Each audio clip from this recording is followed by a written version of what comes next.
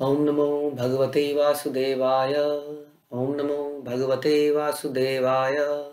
ओम नमो भगवते वासुदेवाय। श्रीमद् भागवतम तीसरा कैंटो 17वां अध्याय और 15वां श्लोक। तो हमने सुना था कि किस प्रकार से ब्रह्मा जी ने सारे देवताओं को बताया कि क्यों ये अंधेरा है। ये चार कुमार ने क्या किया था। दिति के गर्भ में जो दो बालक हैं वो वास्तव में कौन है, वो जय विजय हैं। और इतना भयंकर जो समाज में जो चारों तरफ सिम्टम आ रहे हैं, अपशकुन आ रहे हैं, वो क्यों आ रहे हैं, उसका क्या कारण है। तो हमने कई सारे अपशकुन सुने। तो अब आगे चलते हैं। दृष्ट्वा अन्यान च महा उत्पातान अतत्तद्व तत्त्वविद प्रजा ब्रह्मपुत्रान ऋते भीता मेनिरे विश्व संप्लव। इस प्रकार के तथा अन्य अनेक अपशकुनों को देखकर ब्रह्मा के चारों ऋषि पुत्र, जिन्हें जय तथा विजय के पतन तथा एवं दिति के पुत्रों के रूप में जन्म लेने का ज्ञान था, उनके अतिरिक्त सभी लोग भयभीत उठे। तो किसको पता था? चारों ऋषियों को तो पता था। हाँ, वो चारों कुमार को पता था कि ऐसा ऐसा होना है, ये नीचे आएंगे और ये भगवान के साथ वास्तव में युद्ध करेंगे, जो भी है। तो उनको पता था कि ये सब क्यों हो रहा है। हाँ, तो उन्हें इन उत्पातों के मर्म का पता न था बाकी लोगों को, और वे सोच रहे थे कि ब्रह्मांड का प्रलय होने वाला है। इतना भयंकर वहां पर हमने सुना जो पिछले कुछ श्लोकों में। तो आदि दैत्यो सहसा व्यज्यमान आत्मपौरुषौ विवृधाते अश्व अश्मधसारेण कायेन अद्रिपतिव।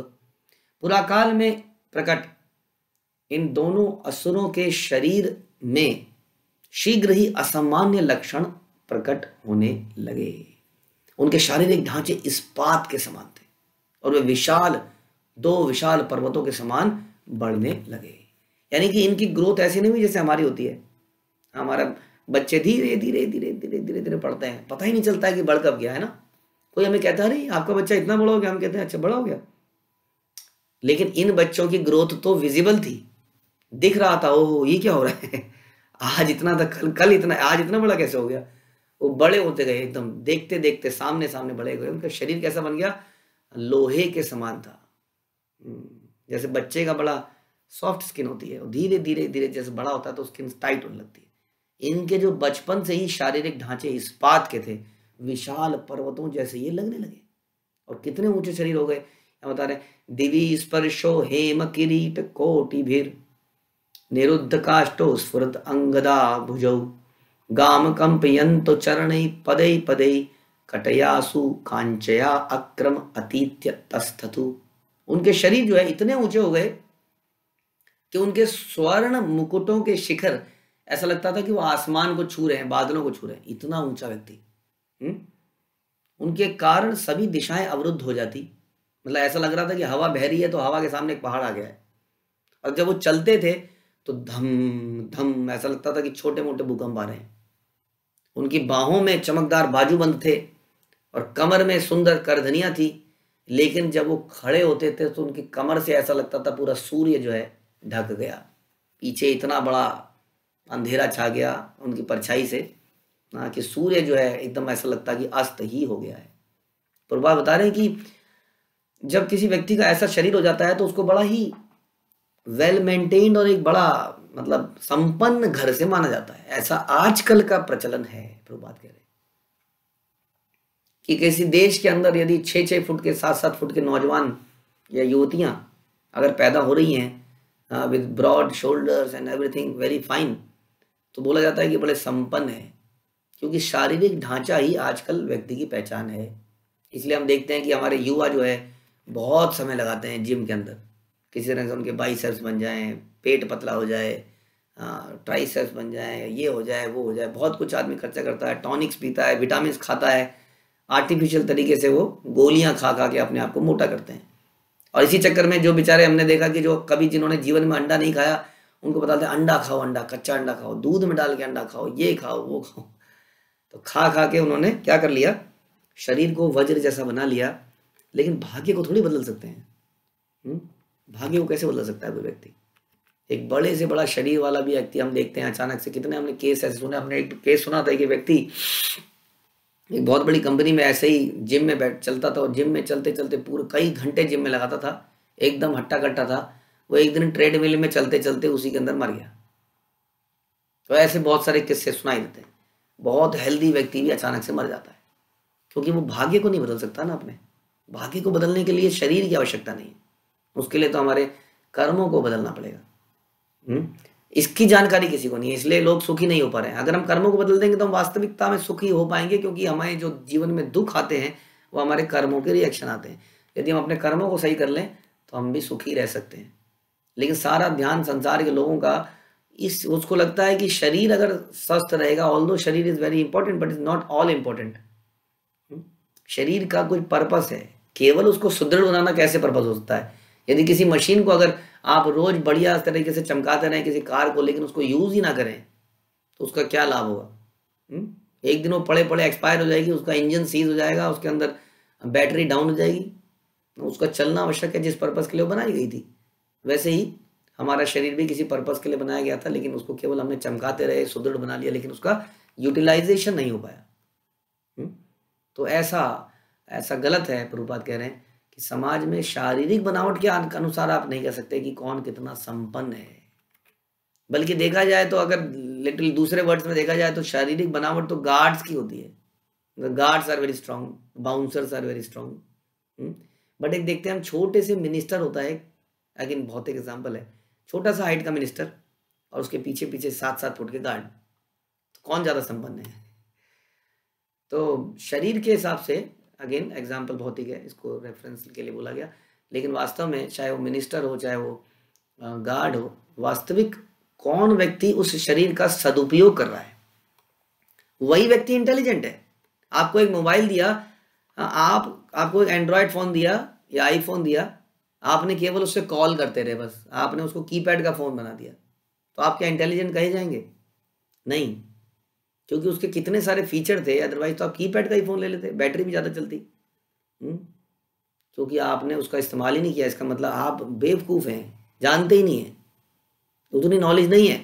ये एग्जाम्पल का मतलब है कि ये शरीर को आपको दिया, जो कि शरीर मल्टी पर्पस तरीके से आप इसको यूज़ कर रहे हैं, लेकिन इसका जो मेन यूज़ था वो नहीं कर रहे हैं। इसलिए कृपण कहते हैं इस व्यक्ति को। जैसे कि कहते हैं ना कि घी का डब्बा जो है अलमारी में रख दिया है और अलमारी के बाहर से रोटी को चपेट रहे हैं कि घी का डब्बा सेफ रहे। कृपण है, जिस पर्पस के लिए दिया गया उसको यूज़ नहीं कर रहा है। जैसे कहावत सुनते हैं कि एक माली जो है एक हीरे के डायमंड से अपनी खुरपी को तेज कर रहा है। ये सारे एग्जाम्पल हैं जहाँ पर हम मिस यूटिलाइज कर रहे हैं अपनी प्रॉपर्टी को, जो इतनी बहुमूल्य है। हाँ, तो शरीर के आधार पर देखा जाए तो ये बड़े संपन्न लगते थे दोनों भाई। प्रजापति नाम तयो आकाश्रित यह प्राक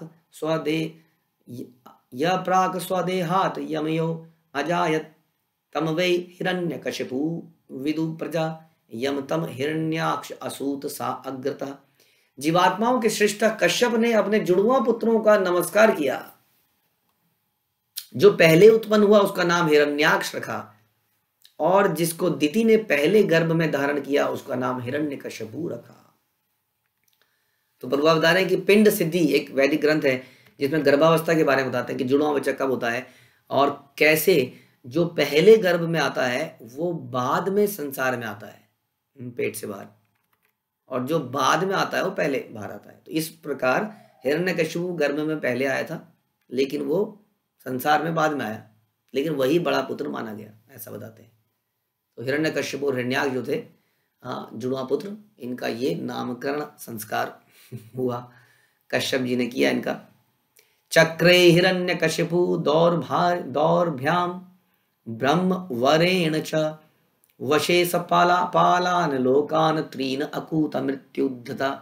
ज्येष्ठ पुत्र हिरण्यकशिपु को तीनों लोकों में किसी से भी अपनी मृत्यु का भय नहीं था, क्योंकि उसे ब्रह्मा जी से वरदान प्राप्त था। इस वरदान के कारण वह अत्यंत दंभी तथा अभिमानी हो गया और तीनों लोगों को अपने वश में करने में समर्थ था। तो शक्ति का हम सदुपयोग करें तो हमें बहुत लाभ मिल सकता है, लेकिन हम उसको दुरुपयोग करने लगते हैं उसका। यही हमारे पतन का कारण बन जाता है। जो शक्ति हमें ऊपर लेके जा सकती थी वही शक्ति हमारे डुबाने का कारण बन जाती है। ये बुद्धि हमें इस संसार से पार कर सकती है, लेकिन हमने इस बुद्धि को पैसा कमाने में लगा दिया। तो आज की डेट में इतने इंटेलिजेंट लड़के बच्चे पैदा हो रहे हैं, हाँ, लड़के लड़कियां जो इतने बड़े बड़े नंबर्स ला रहे हैं, इतने बड़े बड़े कोर्सेज को, डिग्रीज को प्राप्त कर रहे हैं, लेकिन वो सारा बुद्धि जो कहाँ पे लग गई, पैसा कमाने में। तो इसलिए वही बुद्धि हमारे पतन का कारण बन गई। तो इसके अंदर हिरण्यकश्यप को अपार शक्ति मिली। इस शक्ति से वो संसार की रक्षा कर सकता था, धर्म का स्थापना कर सकता था, सबको सुरक्षा दे सकता था, अर्जुन की तरह, राजा परीक्षित की तरह, युधिष्ठिर महाराज की तरह, राजा राम की तरह असुरों को खदेड़ सकता था, धर्म की स्थापना कर सकता था। लेकिन उसी बल ने सर्वनाश कर दिया, क्योंकि उसने सबको अपने कंट्रोल में करने का प्रयास किया। हम सुनते हैं कि यदि रेत को अगर आप मुट्ठी में पकड़ने का कोशिश करते हैं ना, तो रेत के कण धीरे धीरे निकल जाते हैं बाहर, और यदि हाथ को ऐसे खुला छोड़ दिया जाए तो रेत वहां पर टिकी रहती है। तो कंट्रोलर बनने का जब हम प्रयास करते हैं तभी समस्या आती है, इस संसार का, अपने घर का, अपने बच्चों का, किसी भी चीज का। ध्यान रखिए, कोई भी व्यक्ति को हम कंट्रोल नहीं कर सकते हैं। क्यों? क्योंकि हम अपने को ही कंट्रोल नहीं कर पाते हैं, हम अपने मन को ही कंट्रोल नहीं कर पाते हैं, तो हम दूसरों को कैसे कंट्रोल करेंगे। लेकिन इसने अपने बल के घमंड में सबको कंट्रोल कर लिया। क्या वास्तव में किया हो तो हमें पता चलेगा धीरे धीरे। हिरण्याक्ष अनुजातस्य प्रिया प्रीति कृत अनु अहम गदापाणि दिवम जाता युत्सु मृगयन रणम। छोटा भाई हिरण्याक्ष, ये कैसा था? ये कौन सा अपने भाई से कम था?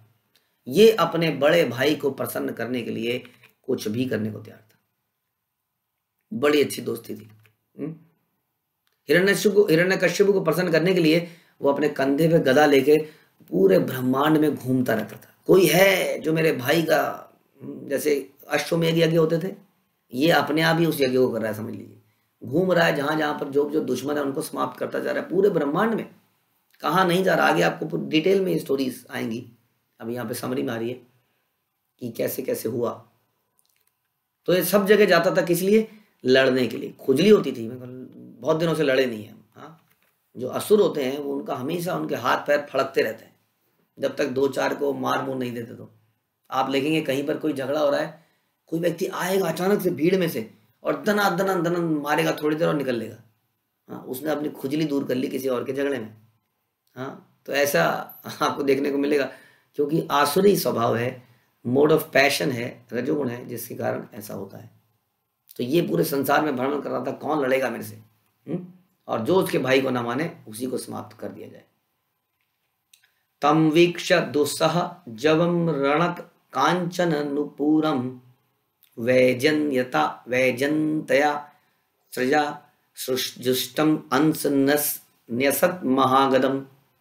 हिरण्याक्ष के आवेग को नियंत्रण कर पाना बड़ा मुश्किल था।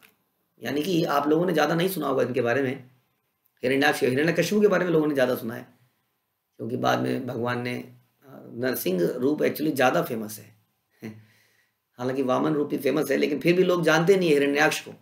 लेकिन हिरण्याक्ष के आवेग को भी नियंत्रण कर पाना कठिन था। प्रभुपाद कह रहे हैं कि हिरण्यकश्यप तो स्ट्रॉन्ग था ही, शक्तिशाली था ही, उसे तो ब्रह्मा का वरदान प्राप्त था, लेकिन उसने अपने भाई को ऐसी ट्रेनिंग दे दी थी कि ये उससे कम नहीं था किसी तरीके से। कोई भी संसार का व्यक्ति इसको भी नहीं मार सकता था। वास्तव में जय विजय थे, इनको तो मारना केवल भगवान ने ही मारने आना था। तो संसार का कोई ऐसा प्राणी नहीं था जो इन दोनों भाइयों को मार सके, और इन दोनों ने हाहाकार मचा दिया था। हाँ, तो हिरण्याक्ष के आवेग को नियंत्रण कर पाना बड़ा कठिन था। उसके पैरों में सोनों के नुपुरों की झनकार हो रही थी। हाँ, यानी कि सुशोभित था, क्यों नहीं होगा, हर जगह तो लूट खसोट कर रखी थी। उसके गले में विशाल माला सुशोभित थी, और वह अपनी विशाल गदा को अपने एक कंधे पे धारण किए था, और जगह जगह जाके लोगों को चैलेंज करता था। Do you want to fight with me? लड़ना है मेरे से? हाँ, लड़ो, मेरे से लड़ो।